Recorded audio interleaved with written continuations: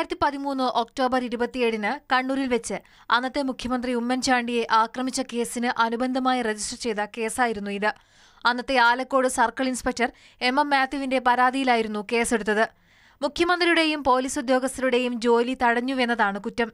കേസിൽ പരാതിയില്ലെന്ന് കാണിച്ച് CI M Mathew കഴിഞ്ഞ ദിവസം കോടതിയിൽ റിപ്പോർട്ട് നൽകി. Kannur judicial first class magistrate കോടതി ജഡ്ജി MC ആന്റണി മുമ്പാക്കിയാണ് പരാതി പിൻവലിക്കുന്നതായി അറിയിച്ചത്. കേസ് പിൻവലിച്ചതിനെതിരെ KPCC രംഗത്തെത്തി. നിയമവാഴ്ചയുടെ നേരെയുള്ള വെല്ലുവിളിയാണ്. ഒരു പുതിയ മുഖ്യമന്ത്രി വന്ന് അദ്ദേഹം ആ കേസ് പിൻവലിക്കുക എന്ന് പറഞ്ഞാൽ അക്രമം നടത്തിയത് ആരാണെന്നുള്ളത് സ്പഷ്ടമായി. CPM നേതാക്കളായ P Jayarajan, MV Jayarajan, KP Sahadevan, PK Shrimati, KK Ragesh തുടങ്ങിയ CPM നേതാക്കളാണ് കേസിലെ പ്രതികൾ. കണ്ണൂരിൽ സംസ്ഥാന പോലീസ് കായികമേള സമാപനത്തിന് എത്തിയപ്പോഴായിരുന്നു സംഭവം. അന്നേ ദിവസം മുഖ്യമന്ത്രിക്ക് നേരെ കല്ലേറുണ്ടായ കേസിൽ കോടതി നടപടികൾ തുടരുകയാണ്. മാതൃഭൂമി ന്യൂസ്, കണ്ണൂർ.